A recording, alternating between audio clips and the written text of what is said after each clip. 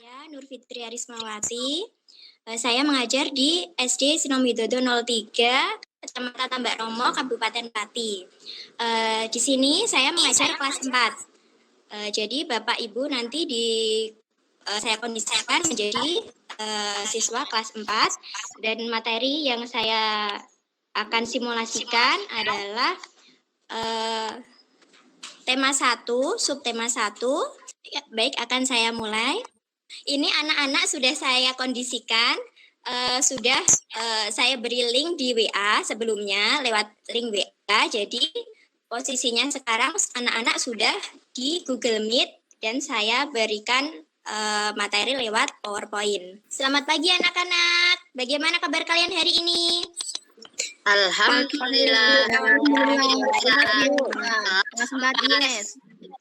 Iya, semangat sekali ya. Hari ini kita akan belajar bersama-sama lagi melalui daring ya anak-anak, karena kita masih belum bisa bertatap muka.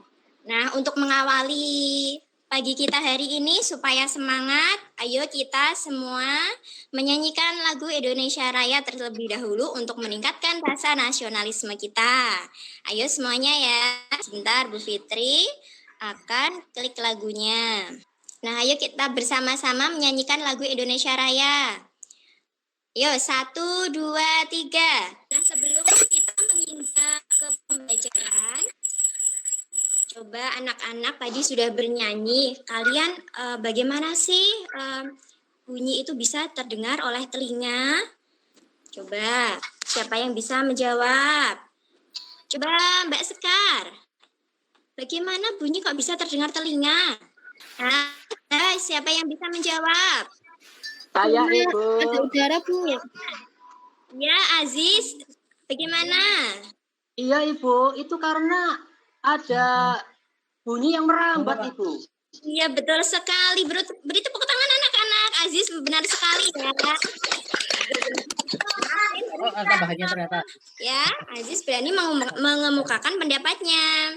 Nah, karena perambatan bunyi. Nah, materi kita hari ini yaitu tentang perambatan bunyi, dan nanti juga ada bahasa Indonesia tentang gagasan pokok. Nah, hari ini setelah nanti kalian belajar, hari ini kalian nanti bisa yang pertama menyebutkan perambatan bunyi itu melalui apa saja. Kemudian kalian juga bisa membuat laporan tentang percobaan sederhana mengenai perambatan bunyi. Kemudian kalian nanti juga bisa mengidentifikasi gagasan pokok dan gagasan pendukung. Kemudian nanti juga kalian bisa menuliskan gagasan pokok dan gagasan pendukung menjadi peta pikiran. Nah, kita mulai saja ya. Coba disimak baik-baik materi ajar IPA. Ayo, selain Bu Fitri membacakan, kalian juga harus membaca sendiri. Ya, ini Bu Fitri sajikan tentang sifat-sifat perambatan bunyi. Bunyi dihasilkan dari benda yang bergetar. Bunyi berasal dari sumber bunyi. Sumber bunyi merupakan semua benda yang dapat menghasilkan bunyi. Beberapa contoh sumber bunyi, misalnya ada alat musik yang dimainkan, suara radio yang dinyalakan, suara televisi, suara petir. Biasanya kalau hujan itu ada suara petir. Nah, itu juga suara petir itu juga merambat. Nah, melalui apa? Nanti kita bahas bersama. Suara kereta api yang berjalan. Nah, bunyi memiliki sifat-sifat tertentu. Apa saja ya? Coba sebelum ke Bu Fitri ke materi selanjutnya, coba sifatnya apa saja? Siapa Bisa yang merambat, bisa merambat Bu. Iya, ya, betul. Terus yang kedua, ayo ada yang sudah membaca materinya belum? Dipantulkan Ibu. Ya, betul sekali. Dipantulkan. Nah, ada beberapa sifat bunyi, yaitu bunyi yang pertama memerlukan media untuk merambat. Nah, jadi yang kalian sebutkan tadi bunyi bisa merambat. Nah, merambatnya itu ada medianya, ada lewatnya, ada jalannya ya. Nah, mereka Bunyi itu tidak bisa berbunyi kalau di ruang hampa. Nah, yang kedua, bunyi dapat diserap, diserap dan dipantulkan. Pantulan bunyi terjadi jika mengenai suatu penghalang sehingga menimbulkan gema maupun gaung. Bunyi dapat dibiaskan, misal suara petir di malam hari terdengar lebih keras dibanding siang hari karena suhu udara di siang hari lebih panas dan kerapatan udara di siang hari lebih renggang sehingga suara petir di malam hari lebih keras. Nah, ini ada media perambatan bunyi. Nanti kalian melakukan percobaan sederhana mengenai perambatan bunyi. Kemarin sudah Bu Fitri beri pengumuman di WhatsApp grup ya untuk menyiapkan alat-alatnya. Sudah disiapkan anak-anak? Sudah ya? Sudah, Ibu. Kita belajar media perambatan bunyi. Melalui media apa saja bunyi dapat merambat? Bunyi dapat merambat melalui 3 media, yaitu zat padat, zat cair, dan zat padat. Masih ingat tidak di pelajaran sebelumnya di kelas 3? Zat padat itu apa saja? Zat cair itu apa saja? Dan zat gas itu apa saja? Zat padat bisa apa? Misalkan Kayu, kayu, Bu. cerdas sekali murid Ibu. Kemudian zat cair, Air. apa? Air. Kemudian zat gas, Udara. angin, Bu. Angin, betul. Nah, contoh perambatan bunyi pada zat padat bisa dilihat gambarnya ya, anak-anak. Nah, minggu kemarin kalian sudah membuat telepon-teleponan dari kaleng ya. Nanti salah satu anak bisa mempraktekannya untuk uji coba sederhana. Kemudian ada gambar di sini juga, itu nanti juga kalian harus mencobanya ya.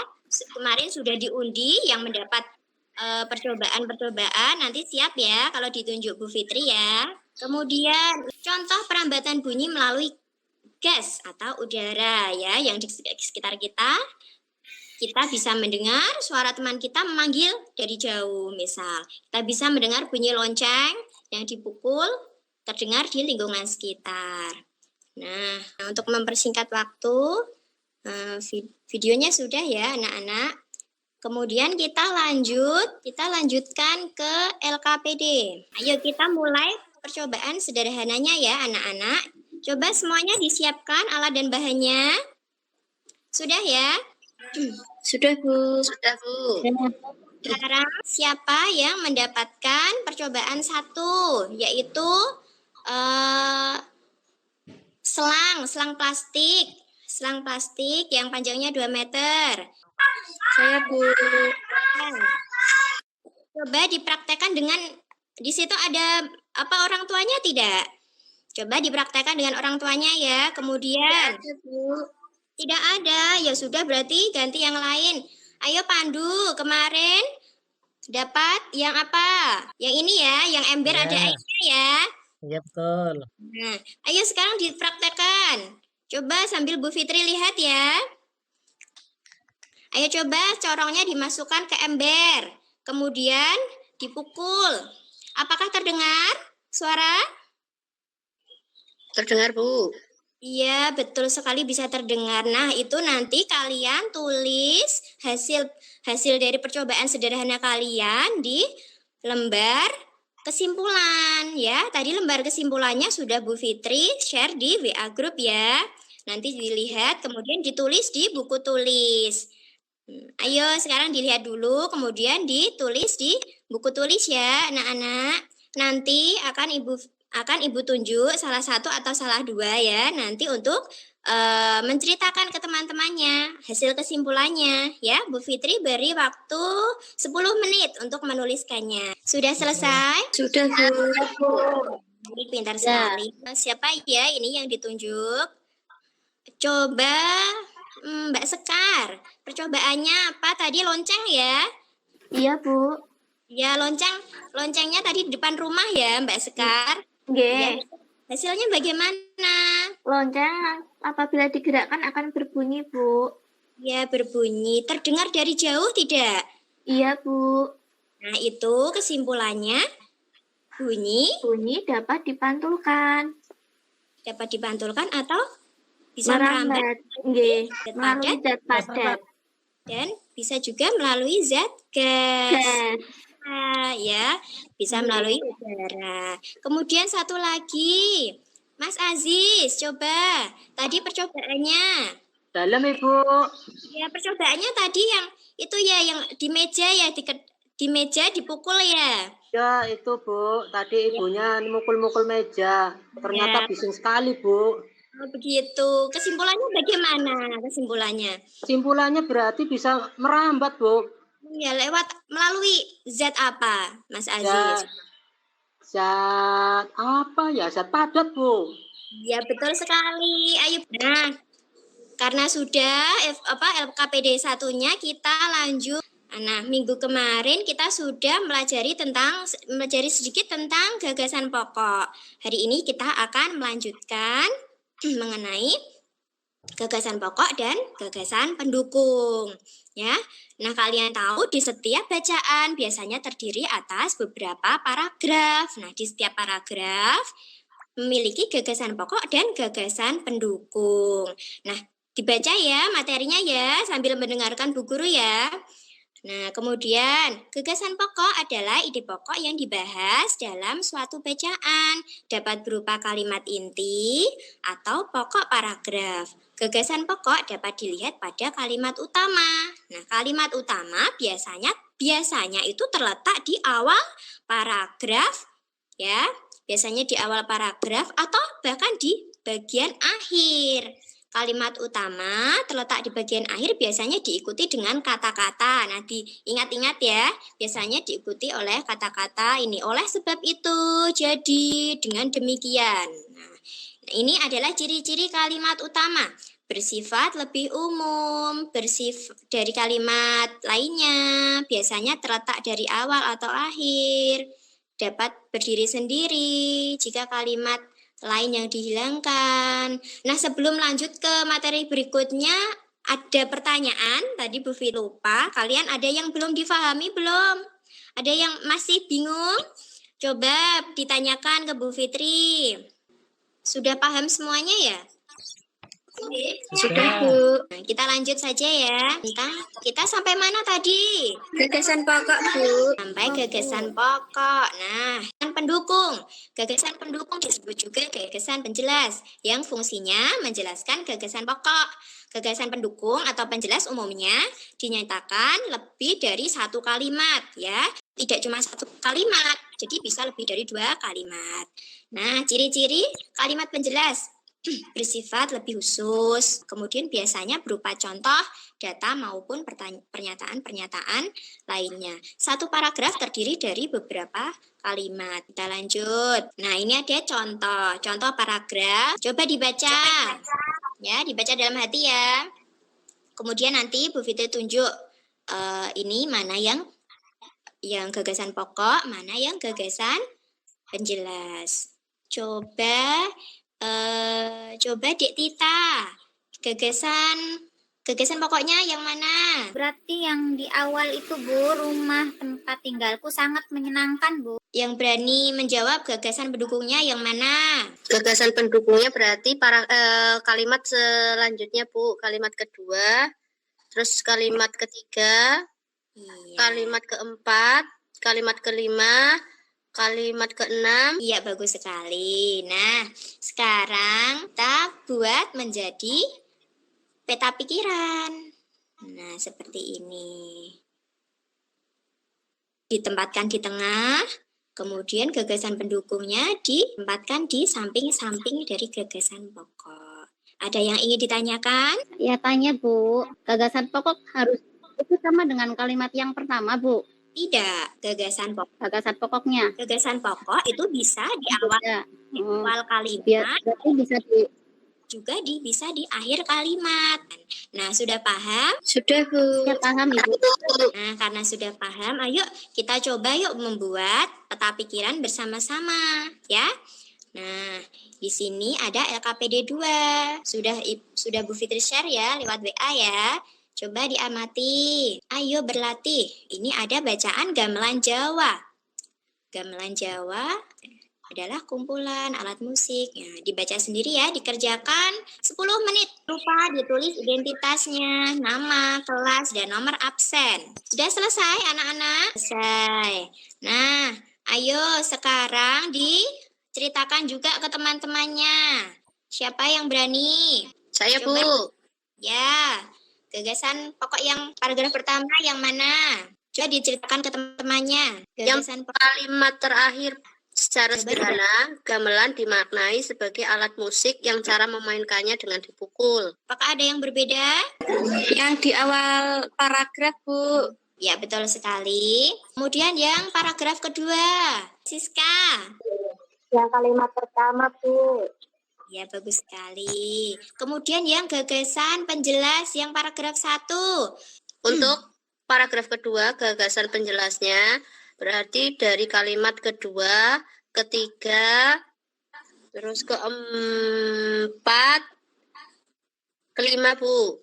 Ya, betul sekali. Beri tepuk tangan untuk Mbak Ike.